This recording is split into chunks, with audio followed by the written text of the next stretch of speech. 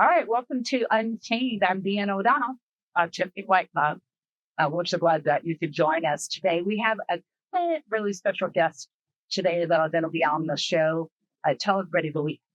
We got Michelle Caird, and she is with Pahrump Valley Academy, as well as so many other organizations. I'm not going to list them all here. Michelle will do that for you. But we also have another guest, right? Yes, we have Victoria Ballant, and she is from Southwestern Wilds. And that is a kind of a rescue group organization for wild horses and burros. They're local, and they have an event coming up. Also, Michelle has an event coming up this weekend. So they're both on Saturday, April 12th, kind of dueling events, right? Yes. Yeah, but you can go because one of them is in the morning, I believe, that like having this go, and that you can scoot over to the Southwestern Wilds February after that. Especially if that one's going till 3:00 in the morning. Yeah, oh yeah, it is. That's what they say. We do want to talk a little bit about some things that happened this week. We're going to talk a little bit about the wild horse thing that happened. That you made with the veterinarian. A little bit, we don't really want to go deep into that. Southwestern Wild was very neutral on that bunch, and then, but we do want to talk a little bit about the tigers. There was 7 tigers that were taken into custody by Turpentine Creek, Big Cat Rescue there in Arkansas. I had the opportunity to speak to Tanya Smith there, and you'll be posting that interview on Pahrump News. That she talks a little bit about what the situation was properly here in Ballant, and the traveling back to Arkansas. A little bit about what tigers are doing now. She sent some videos and some pictures of them and what conditions that they are now. And the court case that was obviously going to be happening. And as far as the custody of those 5, we've been speak to Tom Mitchell several times and offered interviews.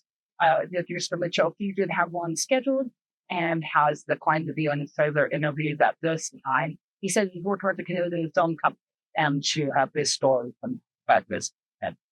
And so we will be having that interview by 3, but we wanted to kind of go over those or next going back. What's your thoughts on that? Well, I think it's an interesting story, and a lot of people here are curious about what's going on. Yeah. This has been, a number of years happening with this conditional use permit with, the Department of Wildlife, but also here with Multnomah County co-compliant. And so there was an eviction that he's fighting right now after William Nagensky passed away.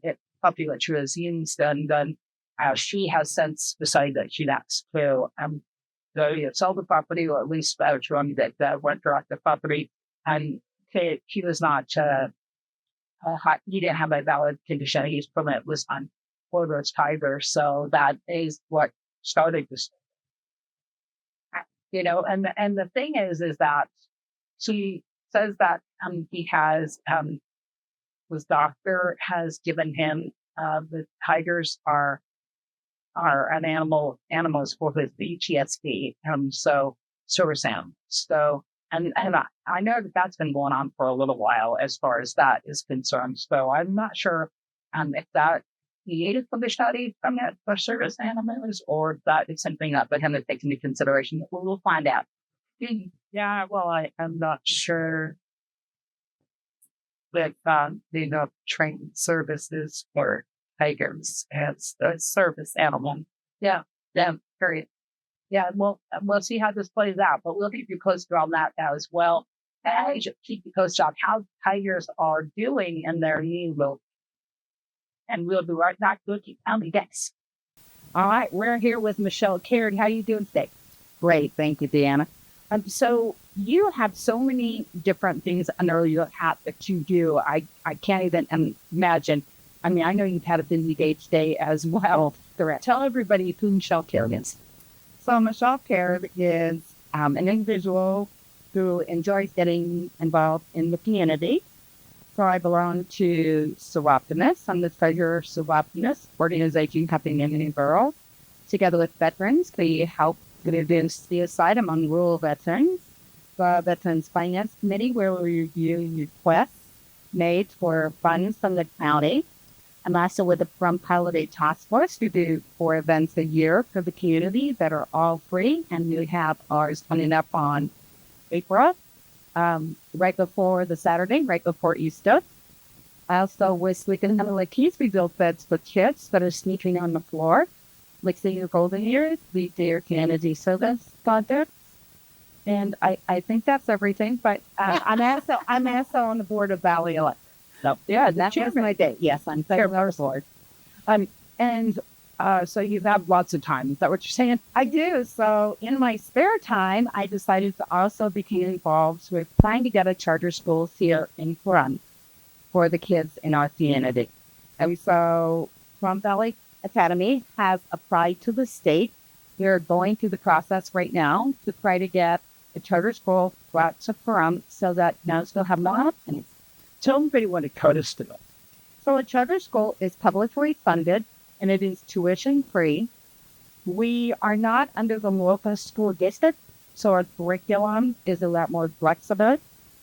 Yet we still have to be held up to the standards for the students. So the best thing is, of course, publicly funded, tuition free. It's open to everyone. So it is not like a private school where you have to pay or will choose exclusive kids. So anybody and everybody can apply to the school. Can you tell us what grades they're going to be? So the school starting out would like to start with kindergartners through 5th grade.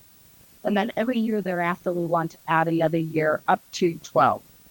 So we are going to be a school that is focused on university, college prep, but also just preparing kids for actual life going out and looking if they choose to go to college, that's great. If not, they'll also be prepared for trade schools or any other education like secondary education nearby like to use. You know, people need to realize that this is not a private school like you said. This is a public school and funded by public bodies. Correct. So you have a informational event. You're not saying that everyone is invited to ask questions. That's true. So we have a meeting scheduled for Saturday, April 12th, from 10 to noon. It's going to be at the Valley Conference Center at 800 Highway 272.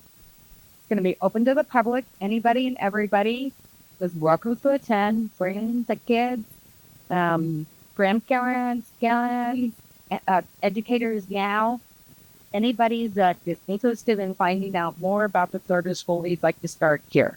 And that's the big drive, is that we want to hear from out of the community, not just maybe cars and not just the school district employees, but we'd like to hear from the entire community as to why this will be a benefit for us. One of the things that studies have found is that when charter schools come in and parents have greater choices, but it then brings in more businesses, different economies, and so parents then look at, oh, I'd like to work there because the education system is highly rated. And so that's what we're striving to do, is to not only increase education for our children, but also the community at large.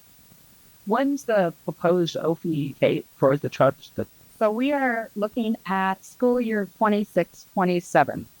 So the process to get the charter school approved by the state will take pretty much all summer long.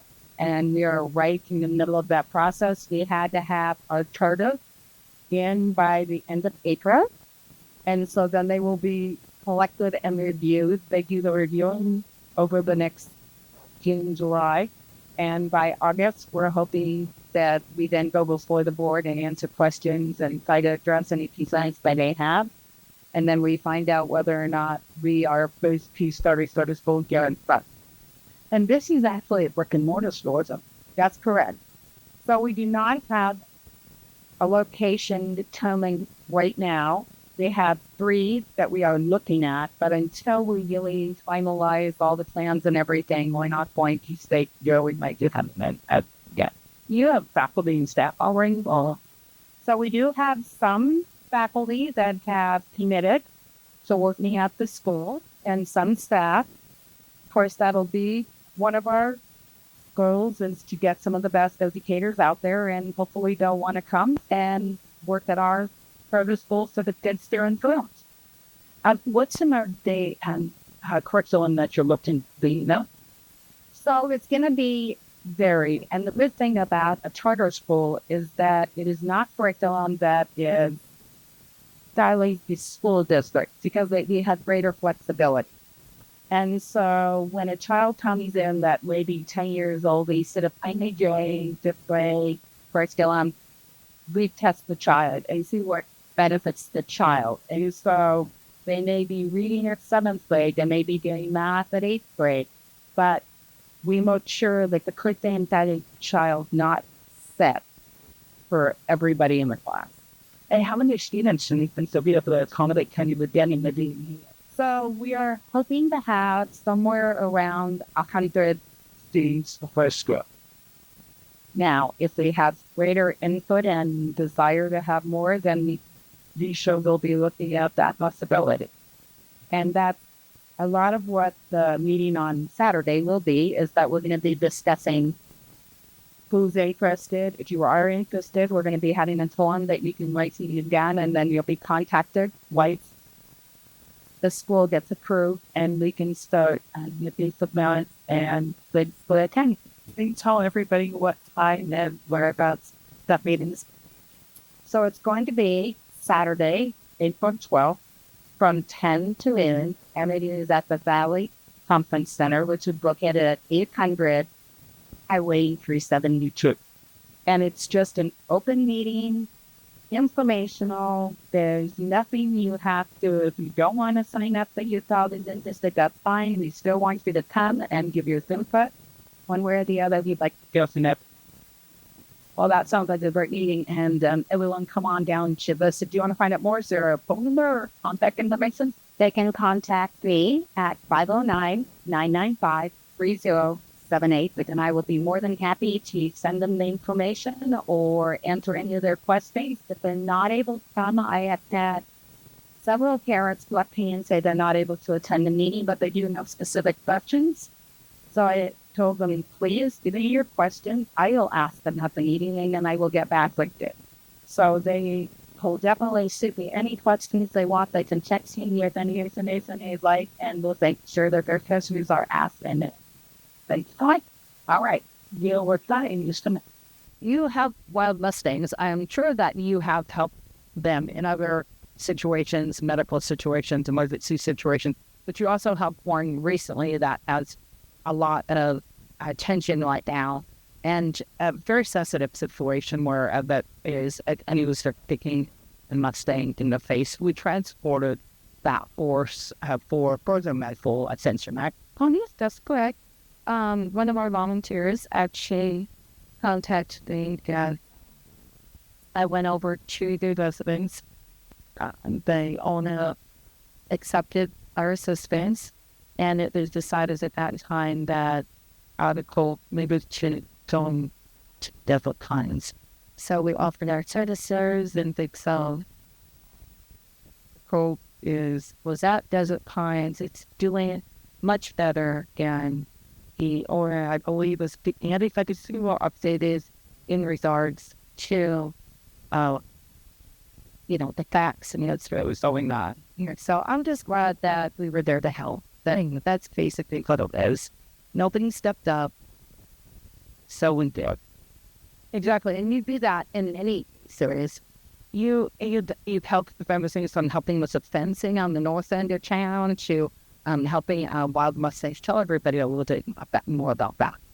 Well, that was July 23. We were part of rescuing what we call Fred's herd. That was precious and dear to all of the community, and what we call his camp meeting, and along with 3 other birds. got them into forever homes. And from that, it really blossomed into a deeper relationship with the Bureau of Land Management and the Department of Forestry. We try hard to work together. Do we agree with everyone's decisions in certain matters?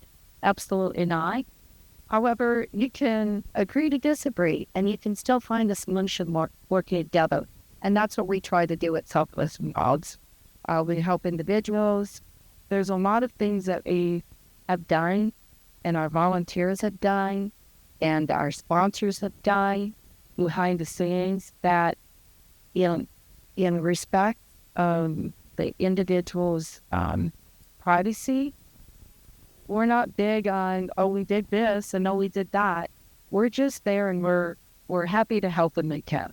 I'm assuming that you were a forest person before, and what made you decide to do this, and what's on your experience? And I bet you learn so much more since having this organization, right? Oh, absolutely. It's constantly a learning curve because you're dealing with so many different levels of individuals, and not only at the local level, but also you're dealing with local officials, state officials, federal officials. You're working with government agencies.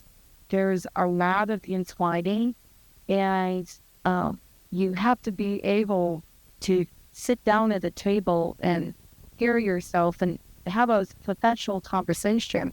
But at the end of that, when you have to have action, so you have to make change happen, because what's going on across our United States is not okay with our wildlife status. We have to band together. We work with several other sanctuaries. One just recently was awarded the Mount Charleston herd, and this is going to maybe do further working together on assisting that vote. So it's important that they find a solution that works for these horses, and we keep them at hand. I recently, I know that a lot of your group, and I've been seeking up on what's going on in Oatman, with that herd, hippos that are there. I believe that Fred times that herd was transported down there. You're safe right now, right? And yes. As a matter of fact, when I was at Desert Hunting, I saw Oatman's burrows, and they all looked pretty raw. They were all up. And we just want to make sure that Oatman and Kathy and her team know that we're here to support them as well. They're doing a great job. She knows the first sign of something going on. Those burros or horses are needed and how they can at deadly eyes. You so already know they got a form of influenza that they did not have that was in the vaccine this year, and I even saw today that they put us an additional inferior sentence so that the other wild burros did not have direct contact with that insane, and they're having zoonosis to themselves. That's the one, and that's the key. Yeah. And that's the key when we bring horses in to somebody's residence, is the importance of quarantine and the importance of following up with the vets on shots, everything that they need. Actually the burro or the horse is the cheapest part of the deal. Yeah. Well, we have to be, that bird battles down in the Calvada Eye was just getting a lot of attention right now.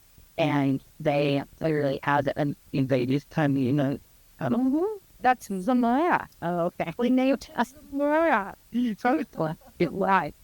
One of our wonderful, phenomenal donors, it's in memory, or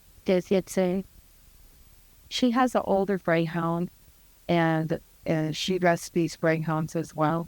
And Isamora wears the name Mr. Greyhound. And this is a phenomenal woman that has really helped out with animals across the United States, not just greyhounds, not just Mustangs, not just furrows. He's wonderful person. So that's some more. There you go. And then we have a very active group out there and with the horses and post-boys. I know that you were saying that you have, not everybody agrees on things, but everybody has the same goal. And for checking the herd, so let's talk a little bit about this event that's coming up this weekend. Yeah, woohoo! We are so excited. April 12th, Saturday. One of our corporate sponsors, Rhea Schnecker over at Dry Creek Saloon, has offered her establishment for our first Wild West Fest. And we have a lot of vendors. We have been turning vendors away.